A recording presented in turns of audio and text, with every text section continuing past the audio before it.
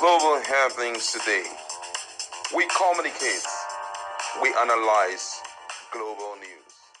Stay tuned. Hello beautiful people, welcome back to our channel. You all need to watch this video so that you'll understand where we are. But the question now is, have we gone beyond this level? What's the exposure being made by this very bold, beautiful lady? We'll come back for more with my colleague. I was livid. I almost didn't come. First of all, on my way, my car developed a problem. I had to go branch into Elizade and drop it. Just at this junction, for my driver to turn, we knocked down an Okada person. So I had to do hospital. Okada has scattered and everything before coming in here. And why am I mad? I am mad because we talk, we don't do. I am mad because nobody listens. Our legislators are not here. We are talking to ourselves. Now we don't have the power to do nothing of all the things we talk about. We are talking about oversight. How do you account for the fact that the flight ticket to go and oversight somebody was paid for that person by the agency? What are you coming to write? You go there, they tell you what to write, they give you money, they quarter you, they give you flight, and the members will come and fight over the money that they gave to them. They will not give the clerk.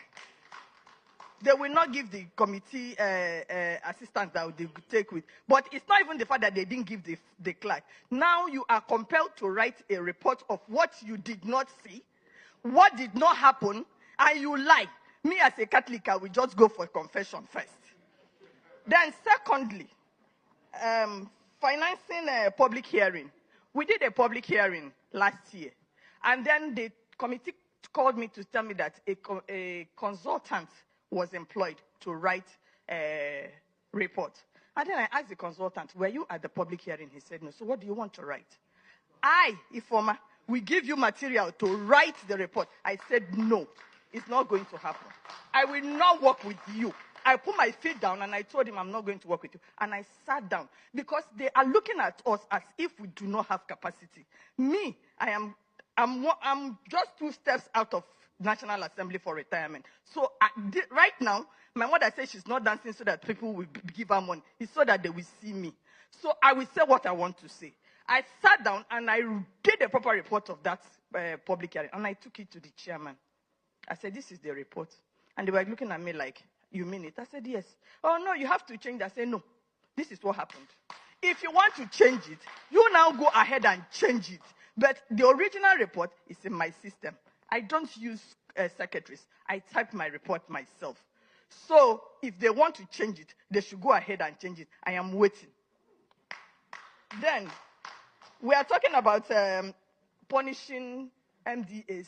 They will come on TV and they will say, this erring MDA did this. All the atrocities that have been committed in the National Assembly, who punished them? We don't follow the budget process the way it is.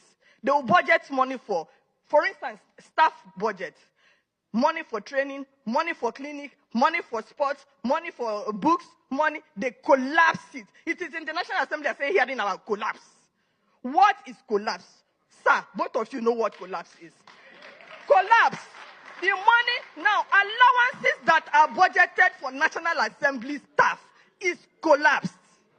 So, we as citizens, because we are still citizens, first, before we became National Assembly staff, and then you have no power to even go and hold a press conference because we are sworn to oath of silence. So, I can't even tell the world how I feel. Allowances that we are constitutionally, even, I put it in the Constitution this time, statutory allocation to the National Assembly staff, they collapsed it till now. Some people have retired. It takes over a year, 2 years for them to pay the National Assembly staff their retirement benefit before you start talking of pension. Go and see them. They look like scarecrows. Our former colleagues call us, direct us to beg for money for fuel. They are coming to the National Assembly. You see them standing at the junction into the National Assembly. They can't afford to fuel their cars. So apart from what the Constitution says, themselves, who is looking at the one they are collapsing and chopping? They chop their own, they chop our own. then they will put excesses there. So please. Thank you very much, Madam Ifoma, for that beautiful song. All right, welcome back. This is a throwback video from National Assembly staff workers. My colleague is in the house. What's a take on what this very bold woman has got to say concerning what she was going through when she was very much as the staff of the National Assembly? Well, I think this particular video is dated back to some years ago, and this was to bring to the eyes of Nigerians what actually has been happening. But unfortunately, right now, we are not hearing them talk again, talking about staffers of the National Assembly, if they are ill-treated. I think she was a clerk, and I mean, some of the things that she pointed out drive home the point that corruption can also exist among the lawmakers, because that's exactly what she was able to capture for us to see. But now there's no vocal voice like her own that can tell us what the situation of things are, because the reason why these kind of videos are very important, or people like this are very important in the three arms of government, people who can speak out like why they are important is so that these arms of government can be put under tension and pressure to do the right thing. Because imagine if now this kind of video begins to, I'm talking about someone also at a time like it comes out to tell Nigerian this level of truth, revealing the decadence that is going on in this area. We can now take a stand and we can begin to, using social media to discipline these people, and we'll also know what to do when the time of election comes. But unfortunately, we do not have people who are talking again.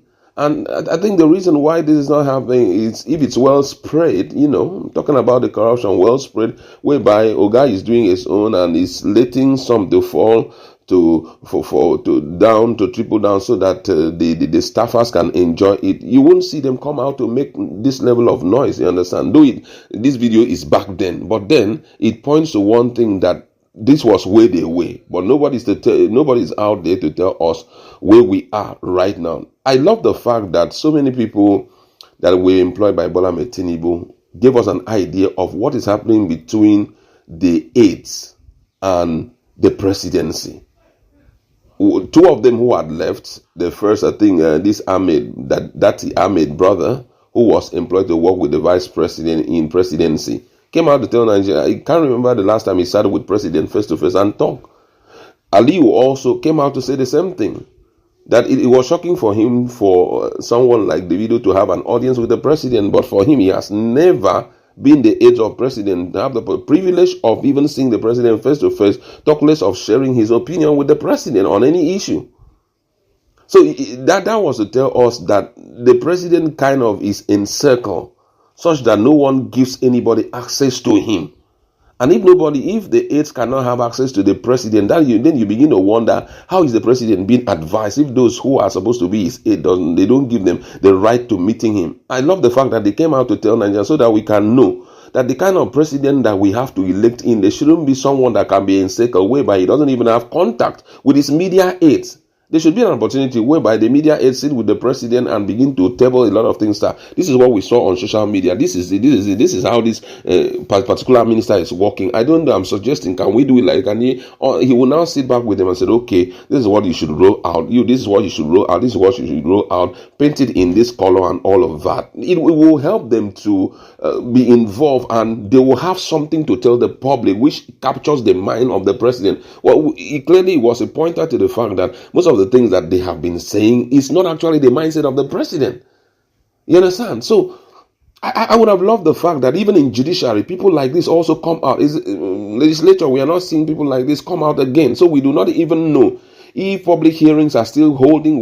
Though we have seen few here and there held, we cannot tell, when it comes to the period of reporting, are they proper reporting in their different oversight functions? Are they going there, or is it a case of just getting the money and nothing is being done about it? I also wish to also hear them talk about the issue of constituency projects. How many of them come back to the Senate to make their own presentation? Is such thing there? Because if there's no performance review when you are giving constituency money, then where are we heading? These kind of people are the kind of people that we want to see. I hope others who are working, they will be encouraged, especially those who are closer to their retirement age. They should be encouraged to come out and speak, so that for once, Nigerians should know this is how far we have matured, this is how far things have changed, and then we know where we are heading.